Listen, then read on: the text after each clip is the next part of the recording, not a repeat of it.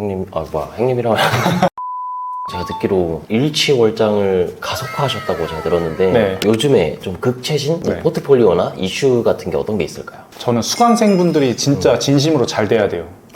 수강생들이 진심으로 잘 되기 위해서 난 뭘 할 것인가, 이게 제 사업의 방향성이거든요. 건강식품을 온라인으로 잘 판매하는 방법에 대해서 강의를 하고, 근데 이 강의가 퀄리티라든가 유행이라든가 이런 것들을 잘 반영해서 저희 수강생분들이 좀 질 좋은 퀄리티로 강의를 들을 수 있게끔 하는 것도 수강생들이 잘 되기 위한 방법 중에 하나라고 생각하거든요. 이렇게 제 강의를 들은 수강생들에게 저희 건호년 B2B라는 건강식품 전문 도매몰에서 제품을 공급해주는 것도 이분들이 또 잘 될 수 있는 확률을 조금 더 높여주는 방안 중에 하나예요. 강의를 듣고 온라인 판매하고 싶은데 소싱하는 게 굉장히 어렵기 때문에 제가 대신 소싱을 해서 제품을 공급을 해주면 훨씬 더 쉽게 사업을 할 수가 있잖아요. 재고 부담은 제가 하는 거니까. 이렇게 함으로써 잘 되는 확률들이 조금 더 증가하죠. 또 본인만의 제품을 또 만들고자 하는 니즈들이 있단 말이에요. 왜냐하면 온라인 사업을 하시는 분들의 꿈은 본인만의 제품 브랜드를 만드는 거니까. 그러면 이러한 것들을 제가 최소 수량 100개로 제조를 해줘요. MOQ 100개가 진짜 말도 안 되는 거 아니에요? 말도 안 되죠. 근데 이거를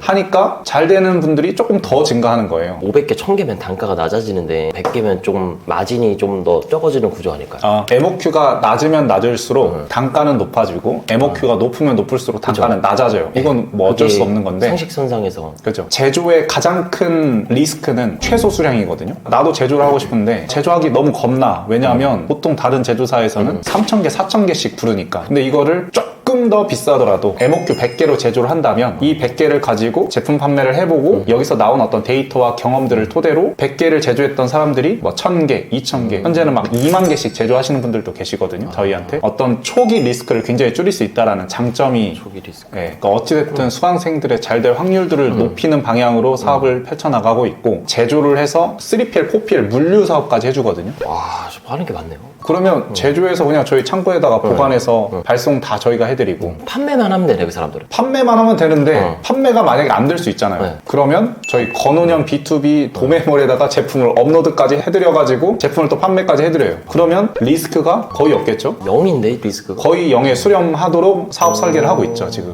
저희 같이 스위칭이라는 책을 썼잖아요. 아, 그렇죠. 그럼에도 불구하고 저희 구독자분들이 모르시는 분들이 있을 것 같아요. 네네네. 그 많은 상품 서비스들 중에 왜 네. 건기식이었는지 요거를 한번 좀 이야기를 해주실 수 있을까요? 저도 실패를 많이 했었거든요. 중국에서 안경을 사입해와가지고 제가 안경 써가지고 모델을 했더니 와꾸가 잘 안 나오는 거예요. 그죠. 제 얼굴이 크고 또 안경이 좀 작다 보니까 눈이 막 작게 보이고 그 모델을 쓸 돈도 없으니까 이게 굉장히 좀 잘 안 되더라고요, 이게. 그래서 이제 포기했었어요. 두 번째로 시도했던 게 그 당시 미스터 트롯이 되게 핫했었는데 네이버 밴드에 보면 미스터 트롯, 임영웅 팬클럽, 영탁 팬클럽 이런 팬클럽들이 엄청 많거든요. 어마무시하죠. 그러면 쿠팡에서 임영웅 관련된 굿즈나 응원하는 도구들, 응원봉.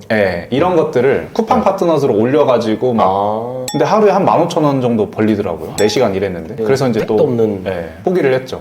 이러다가 이제 서울에 있는 굉장히 작은 원룸에서 혼자 살고 있었는데 네네. 부엌 한 켠을 열어보니까 건강식품이 있는 거예요. 근데 우리 생각해보면 부모님 집 부엌 한 켠 열어보면 건강기능식품 쌓여 있잖아요. 저는 10개씩 먹어요. 아, 그래요? 네. 건기식 약간 신종자라. 네. 그런 것도 많고 안 먹어서 쌓여있는 뭐 칡즙, 유산균 이런 거 엄청나게 많단 말이에요. 맞아.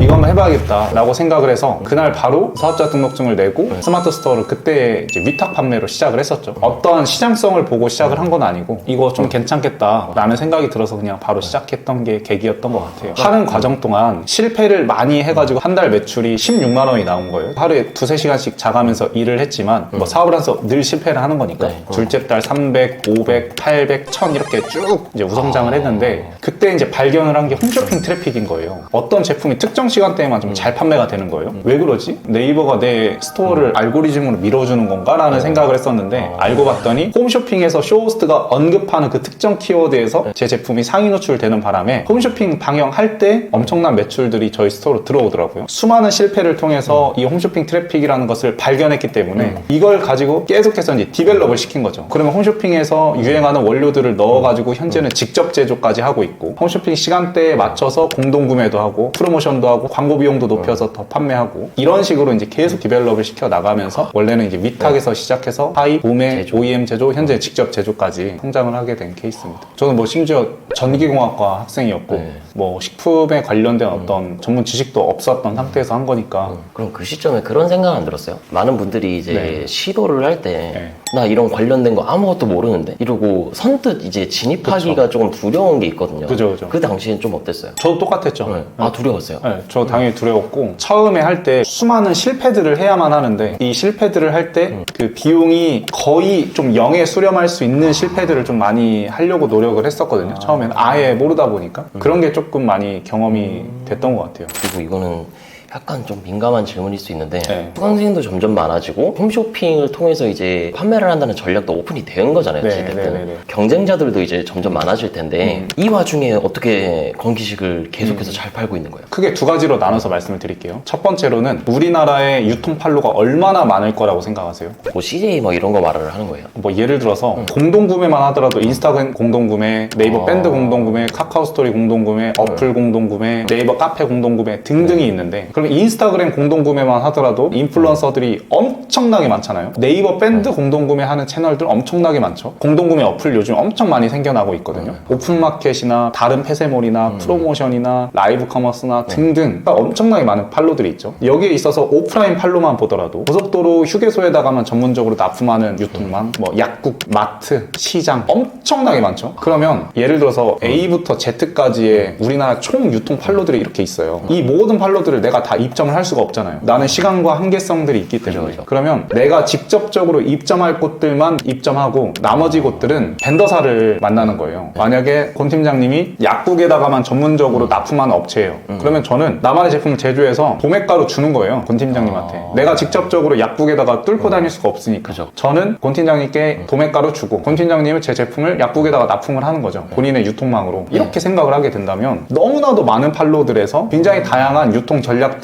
구사하면서 제품 판매를 할 수가 있고 온라인 쇼핑몰을 한다라고 했을 때 엄청나게 다양한 카테고리들이 있어요. 어떤 누군가는 의류, 어떤 누군가는 신발, 어떤 누군가는 잡화 이런 다양한 카테고리들이 있는데 이 중에서 과연 건강식품만큼 키워드 검색량, 경쟁 강도, 전환율이 좋은 카테고리가 있을까요? 저는 없을 거라고 생각해요. 대기업에서 홈쇼핑 트래픽이라는 것을 천문학적 비용을 들여서 만들어요. 가령 글루타치온 같은 경우에는 검색량이 70만 건에 경쟁 강도가 0.1에서 2밖에 안 되거든요. 그러면 70만 건 정도 되는 이 검색량을 여에스더라는 혹은 다른 어떤 대기업들이 글루타치온 제품을 런칭하면서 연예인을 쓰고 홈쇼핑을 하고 PPL을 하면서 엄청난 검색량들을 만들어내는데 이 엄청난 검색량들을 저 같은 개인들이 만들어낼 수가 있나요? 절대 못 만들죠. 그럼 우리는 거인의 어깨에 빨리 올라타야 된다라는 거죠. 빨대 꼽는 전략이네요. 이렇게 하면 광고 효율이 좋을 수밖에 없고 이미 엄청나게 많은 유통 판로를 통해서 소비자들이 제품을 구매하는데 이 소비자들 인식 속에서도 글루타치온이라는 이 키워드 원료 성분들에 대한 인식들도 있을 거기 때문에 근데 만약에 내가 중국에서 OEM 제조를 해와서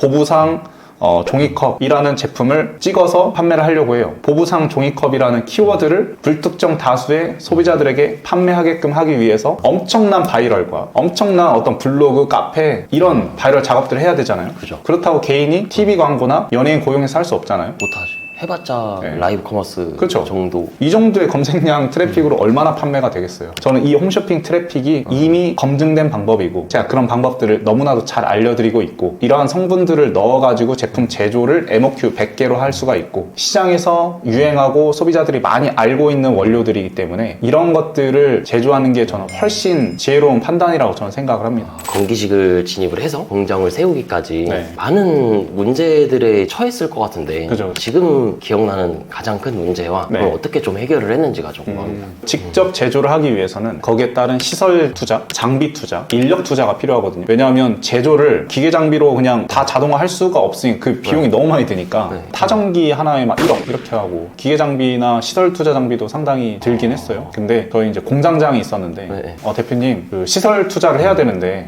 견적을 받아보니까 한 1억 2천만 원 정도가 듭니다. 하자고 그러는 거예요, 공장장이. 네. 기간이 얼마나 걸리나요? 물어봤더니 한 6개월 걸린다는 거예요. 네, 너무 오래 걸리는데. 말이 안 된다. 1억 2천도 말이 안 된다. 제가 반려를 시키고 아버지한테 얘기를 했어요. 전기회사를 운영했던 경험이 있었고 식품 쪽은 전혀 몰랐는데 이런 문제점이 있고 이 견적 받아보니까 1억 2천을 부르더라. 이거를 어떻게 하는 방법이 뭐가 있을까? 회의를 하다가 식품 컨설팅 붙여가지고 그 조언을 들으면서 저희 아버지가 설계를 했던 내용대로 하고 업체를 그냥 통키로 맡기는 게 아니라 각각의 그 전문가들을 초빙을 해가지고 저희 아버지가 그 일정을 맞췄어요. 근데 그 그게 굉장히 좀 까다롭죠. 그냥 통키로 맡으면 거기서 알아서 다 해버리는데 올인원이냐 아니면 스페셜리티를 그죠. 이제 다 모아놓냐. 그러니까 건물을 짓더라도 그냥 건축사 한 명한테 그냥 다 맡길 건가 아니면 내가 직접 모든 걸 다 컨트롤할 것인가 이 문제죠. 빡세네. 그때 이제 저희 아버지랑 저랑 많이 좀 해가지고 거의 한 2천만 원으로 그걸 했어요. 1억 2천이 2천이 된 거야? 네 맞아요. 그리고 시설이 완공되기까지도 한 달밖에 안 걸렸어가지고 와 6개월이 한 달이 되고 그쵸. 1억 2천이 2천이 되고 네. 그게 줄어들 수 있는 거였어요? 본인이 노가다를 좀 많이 해가지고 그쵸. 이게 줄어든 건지 아니면 원래 줄어들 수 있는 영역인데 덤탱 이게 약간 뻥튀기가 된 건지. 네. 그러니까 첫 번째로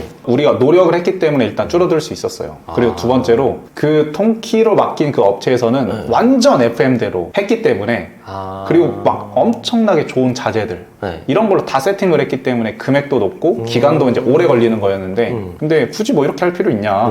일단 최대한 지금의 공장 형태를 살린 채 리모델링을 진행하자. 그리고 조금 부족하더라도 보완시켜 나가는 방향으로. 근데 지금 뭐 생산하는데 아무런 문제도 없고 와, 굉장히 대박이다. 잘 하고 있거든요. 그러니까 전문가의 말이 맞긴 하는데 전문가 또한 그가 또 속해져 있는 어떤 또 다른 이해관계자들이 있을 수 있고 어떤 거기서 또 페이백을 받을 수도 있는 것이고 그런 것들을 저는 잘 믿지 않기 때문에 오히려 이제 내가 직접 더 그 견적을 갖고 오면 네네. 제가 더 알아보고 더 수소문 해가지고 비용 줄일 수 있는 게 뭐가 있는지 이런 것들 더 이제 체크해 나가면서 고정비도 좀 줄이고 그렇게 했던 것 같아요. 와 저도 이거 진짜 요즘에 공감하는 게 네. 제가 요즘에 코딩 개발을 하거든요. 네. 지금 외주 맡긴 애한테 이거를 견적을 물어보니까 뭐이 정도 나온다. 그리고 거의 한두 달, 세 달이 걸리는 거야. 네. 근데 요번에 미팅을 했던 이제 개발사 여기는 협약을 하려고 하거든. 네. 그냥 만들어줄 수 있다. 네.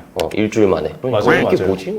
맞아요. 왜 얘는 되고 얘는 안 되지? 그냥 맞아요. 내가 주체적으로 좀 찾아볼 수밖에 없는 것 같아요. 맞아요. 모든 영역에 그런 일이 있었군요. 대단합니다.